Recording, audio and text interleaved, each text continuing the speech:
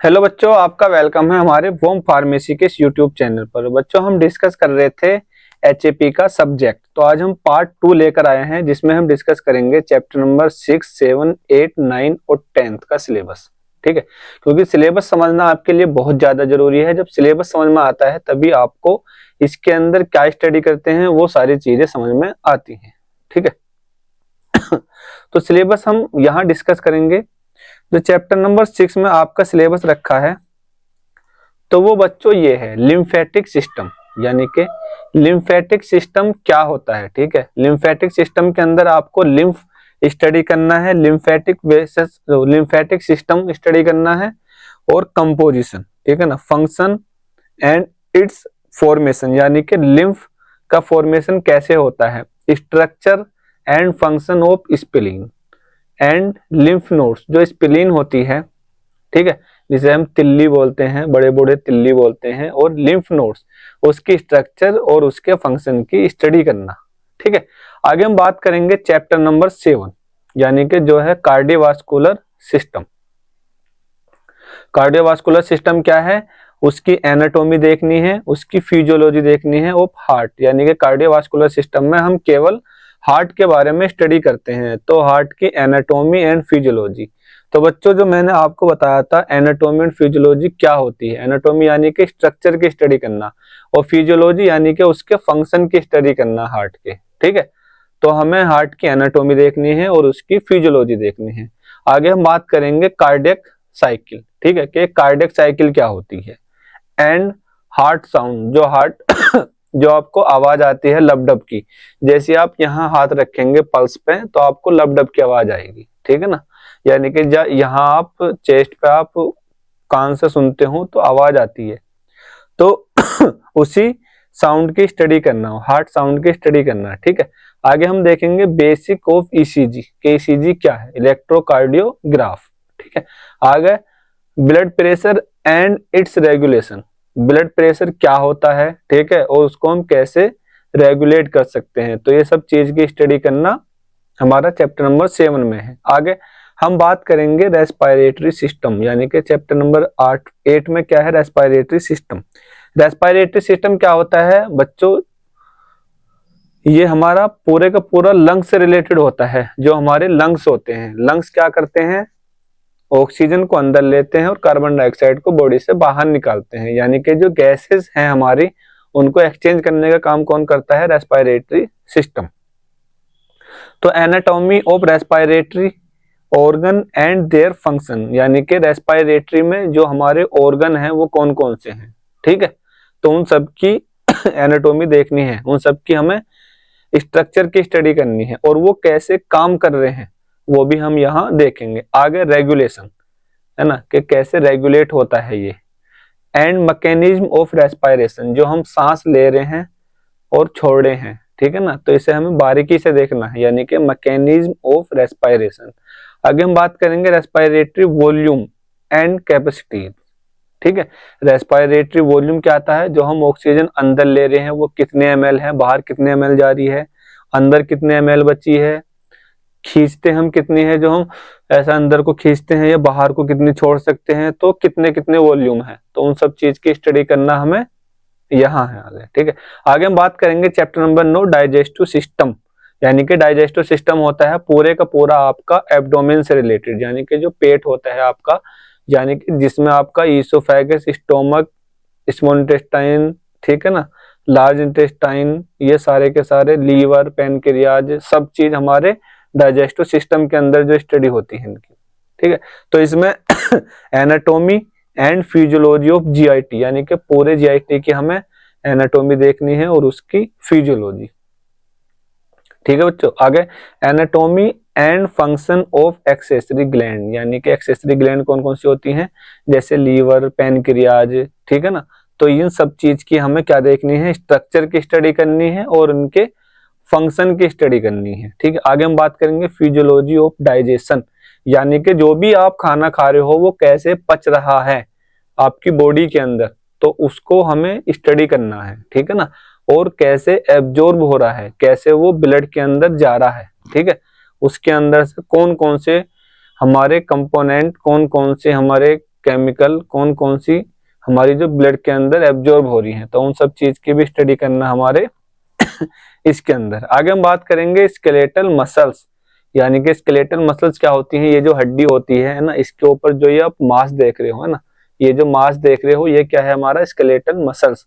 तो इसकी हिस्टोलॉजी हम देखेंगे, ठीक है ना, और फिजियोलॉजी ऑफ मसल्स कॉन्ट्रैक्शन, यानी कि ये जो मसल्स है, ठीक है ना, ये जो सारे का सारा मसल्स है ये कैसे हो रहा है, ठीक है, तो इसके कॉन्ट्रैक्शन की स्टडी करना हमें फिजियोलॉजी ऑफ मसल्स के, ठीक है।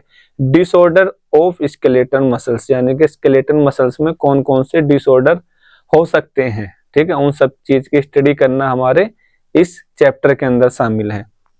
अब हम थोड़ा सा इसके अंदर कुछ टॉपिक हैं जिनको हम स्टडी करेंगे। तो जैसे ये लिम्फेटिक सिस्टम है हमारा, ठीक है, लिम्फेटिक सिस्टम क्या है हमारा, ठीक है बच्चों। लिम्फेटिक सिस्टम पहले डेफिनेशन देखते हैं इसकी।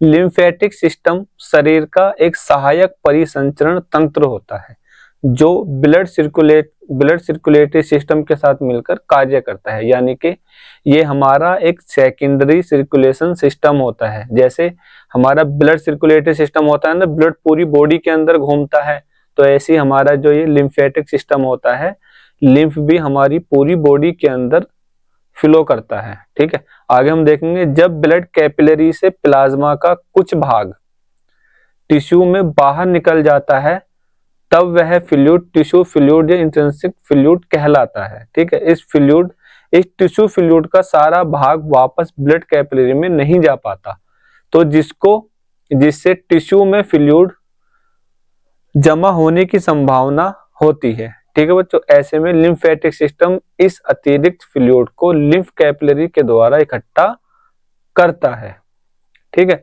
और उसे लिम्फ नाम देते हैं, यानी कि ये आप डायग्राम में समझोगे, ठीक है ना। ये जो पूरे का पूरा आपकी बॉडी में जो दिखाई दे रहा है, ये जो क्या है आपका, ये जो सारे का सारा है ये आपका लिम्फेटिक सिस्टम है, ठीक है। और इसमें से ये जब टिश्यू से बाहर हमारा कोई फ्लूइड निकल जाता है प्लाज्मा का, तो उसको हम लिम्फ बोलते हैं। तो ये पूरी बॉडी के अंदर हमारी, ठीक है ना, सर्कुलेट होता रहता है। आगे हम बात करेंगे, इसको बारीकी से हम समझेंगे आगे चल के, ठीक है। आगे हम बात करेंगे कार्डियोवास्कुलर सिस्टम के बारे में, ठीक है ना। मैंने आपको बताया कार्डियोवास्कुलर सिस्टम क्या है, डेफिनेशन पहले इसकी हम देख लेते हैं।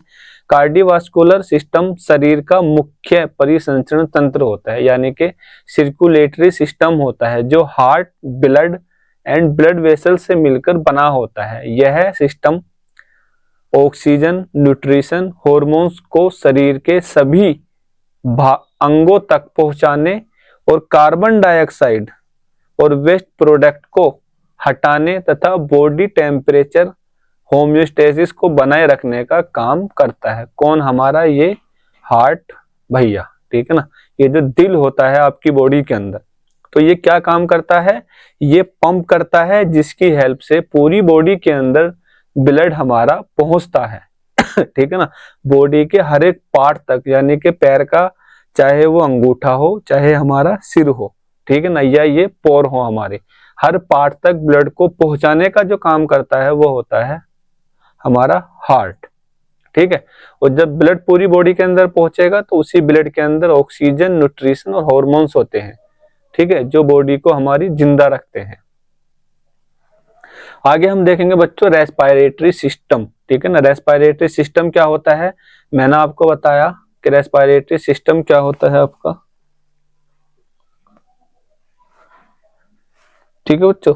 रेस्पिरेटरी सिस्टम क्या होता है हमारा, रेस्पिरेटरी सिस्टम शरीर का एक महत्वपूर्ण तंत्र होता है, ठीक है ना, एक बहुत इंपॉर्टेंट सिस्टम होता है, ठीक है बच्चों, जो सांस लेने और छोड़ने की प्रक्रिया के द्वारा एनवायरमेंट से ऑक्सीजन को शरीर में प्रवेश कराने और उसे ब्लड के माध्यम से सभी टिश्यू तक पहुंचाने तथा सेल में बनी कार्बन डाइऑक्साइड को बाहर निकालने का कार्य करता है, जिससे एनर्जी प्रोडक्शन और शरीर का सामान्य कार्य सुचारू रूप से होता है। यानी कि रेस्पिरेटरी सिस्टम क्या करता है आपका, एनवायरमेंट से ऑक्सीजन को लेता है और ब्लड की हेल्प से पूरी बॉडी के अंदर पहुंचाता है, और वहीं से कार्बन डाइऑक्साइड को वापस लाके शरीर से बाहर निकाल देता है, ठीक है ना। तो ये लंग्स का काम होता है हमारे रेस्पिरेटरी सिस्टम का।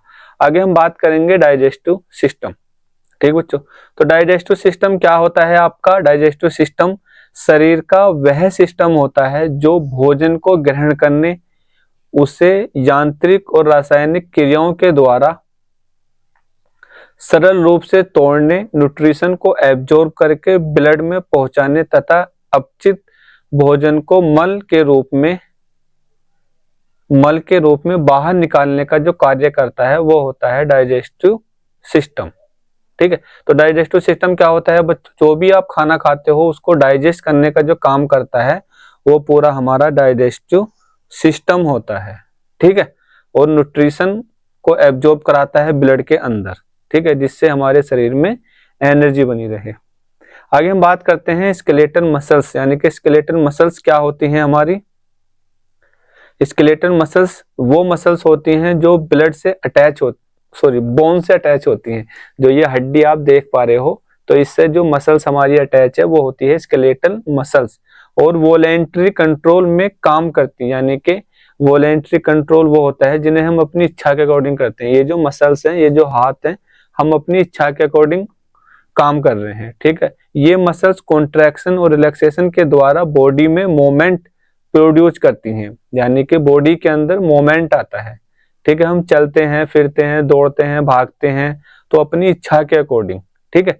तो ये होता है, और स्केलेटन को सपोर्ट करती है। जो भी हमारा स्केलेटन सिस्टम होता है उसको सपोर्ट करती है, ठीक है बच्चों। बाकी आपको इसका फुल एक्सप्लेनेशन अगर चाहिए तो अभी हमारे वोम फार्मेसी एप्लीकेशन को डाउनलोड करो प्ले स्टोर से, और वहां जाकर आप इसका फुल एक्सप्लेनेशन देख सकते हैं।